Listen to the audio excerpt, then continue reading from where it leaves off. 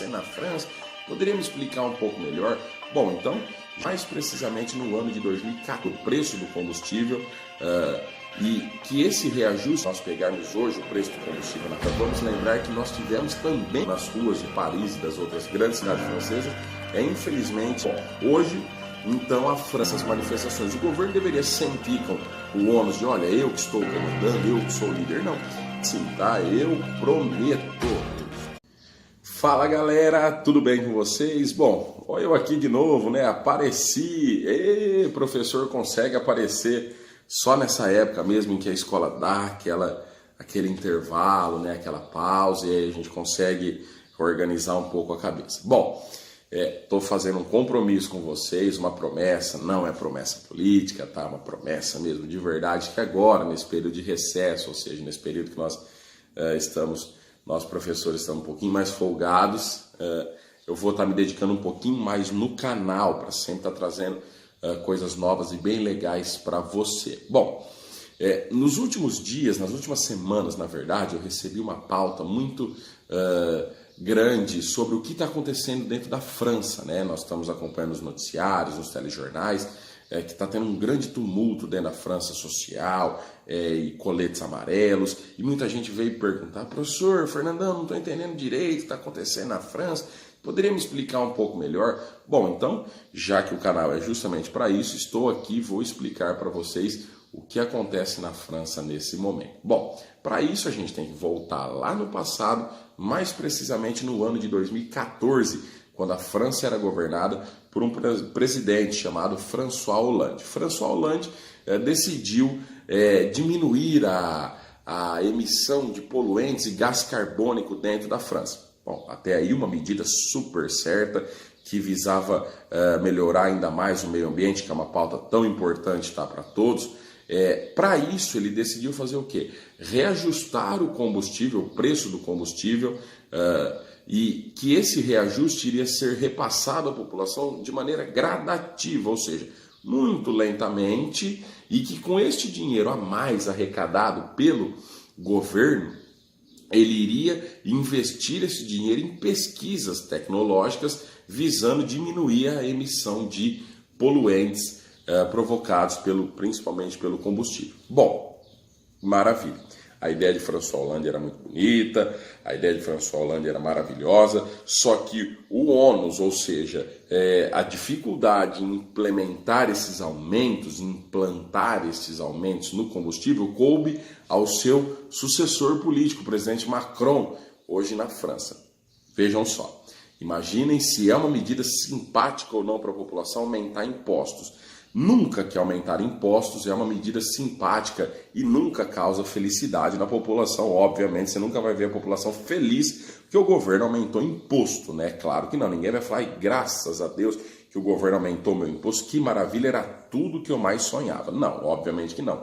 Então, o presidente Macron, seguindo a ideia já deixada pelo seu antecessor François Hollande, o presidente Macron então começa aplicar este aumento no combustível, o que gerou, logicamente, uma grande insatisfação dentro da população. Hoje, se nós pegarmos hoje o preço do combustível na França, 60% do valor do combustível é proveniente de impostos. Muita coisa, né?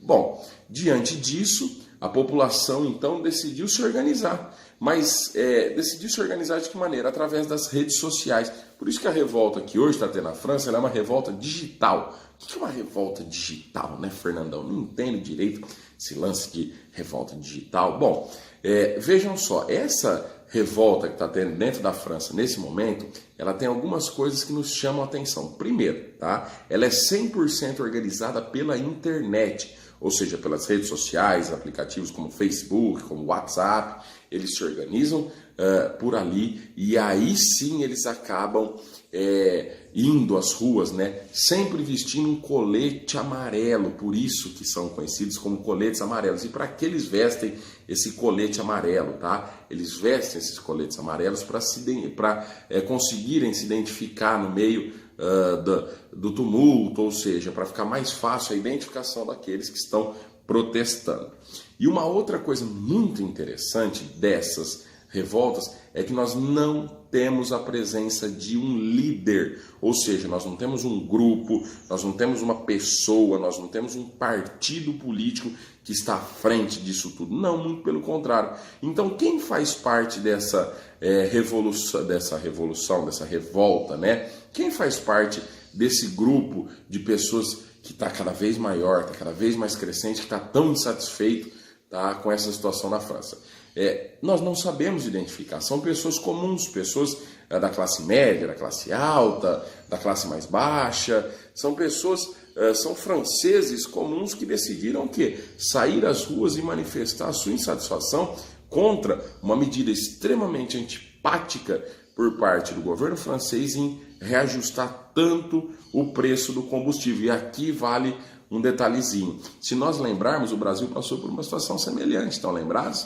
Se nós voltarmos um pouquinho no tempo e lembrarmos do ano de 2013, nós vamos lembrar que nós tivemos também uma manifestação aqui no Brasil muito forte, que teve muitos distúrbios sociais, principalmente em São Paulo, que foi a manifestação pelo reajuste do preço das passagens de ônibus, estão lembrados? E era uma manifestação muito semelhante à que nós temos na França hoje. Não era uma manifestação de partido político, não era uma manifestação de grupos que tomaram a frente, era uma manifestação popular. Logicamente que depois nós tivemos grupos organizados e depois nós tivemos partidos políticos que tentaram se apropriar dessa revolução popular, tá, para dar um caráter mais político a isso. Mas, se nós lembrarmos, em 2013 passamos por uma situação muito semelhante e aquilo tudo causou uma bagunça política muito grande no Brasil, virou o Brasil de cabeça para baixo e até hoje o Brasil ainda está meio sem saber ainda como que se situar depois disso tudo, que é o que acontece na França hoje. Logicamente que vários políticos adversários de Macron já estão aproveitando toda essa situação para tentar dar um caráter político a essas manifestações.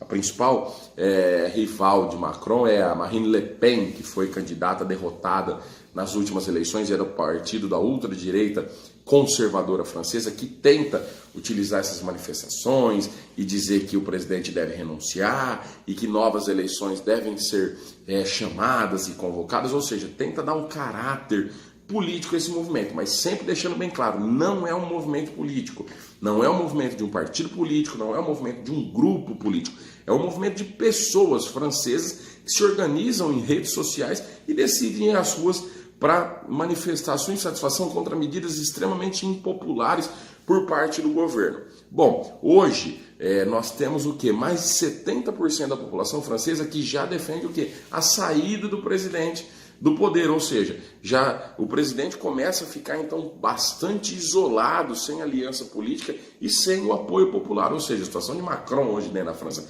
é muito complicada. Ele tem que enfrentar essa grande pressão social e também política que passa por dentro da França. Uma outra coisa que chama atenção, dado para vocês, nós não tivemos ainda nenhum morto, nenhuma pessoa que acabou tendo a sua vida ceifada nessas manifestações. Não, nós tivemos mais de 150 pessoas feridas, infelizmente, nós já tivemos mais de 430, se eu não me engano, pessoas presas, tá, por conta de distúrbios sociais. E o que nós estamos vendo nas ruas de Paris e das outras grandes cidades francesas é, infelizmente, cenas de vandalismo, cenas de uma guerra civil, literalmente, que nunca são cenas muito boas de serem vistas, independente se a manifestação é válida ou não, e o direito de manifestar é um direito válido, tá? Nunca é muito belo, né? Nunca é muito bonito nós vermos essas tristes manifestações, pessoas, enfim, revidando e a polícia do outro lado também, não são cenas agradáveis de se ver. Bom, hoje, então, a França passa por essa situação complicadíssima, politicamente dizendo, a população está cada vez mais insatisfeita com o governo de Macron. O governo parece não querer ceder muito às pressões populares, o que fatalmente para alguns estudiosos e pesquisadores da área é uma questão de tempo, ou seja, um tempo muito curto para que o presidente Macron naturalmente saia do poder ou então sofra um processo de impeachment, para que seja convocado novas eleições, porque ele já não tem mais praticamente nem mesmo controle político dentro da França. Ele está isolado politicamente e as manifestações são cada vez maiores, cada vez mais crescentes e cada vez mais violentas. Lembrando sempre que não é uma manifestação política, ou seja, comandada por grupos políticos, por pessoas partidárias. Não, elas estão infiltradas sim dentro desse movimento. Fernandão, e o que o governo poderia fazer, desculpem, para tentar diminuir essas manifestações? O governo deveria sentar com essa população e negociar.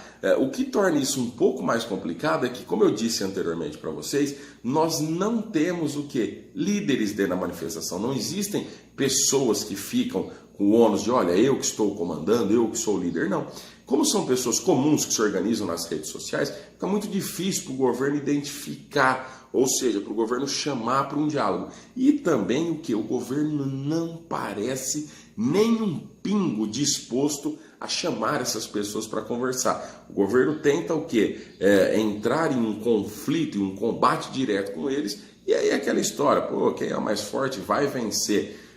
Hoje nós sabemos muito bem que, por mais força que tem o governo, o povo está sempre manifestando, e quando o povo se une é muito complicado de algum governo se sustentar, que é o que está acontecendo hoje dentro da França. Até mesmo aqueles grandes amigos, né, do presidente Macron hoje já estão distantes dele politicamente dizendo, ou seja, é uma questão de tempo mesmo para que a França passe por novas eleições ou nós tenhamos a renúncia do presidente Macron.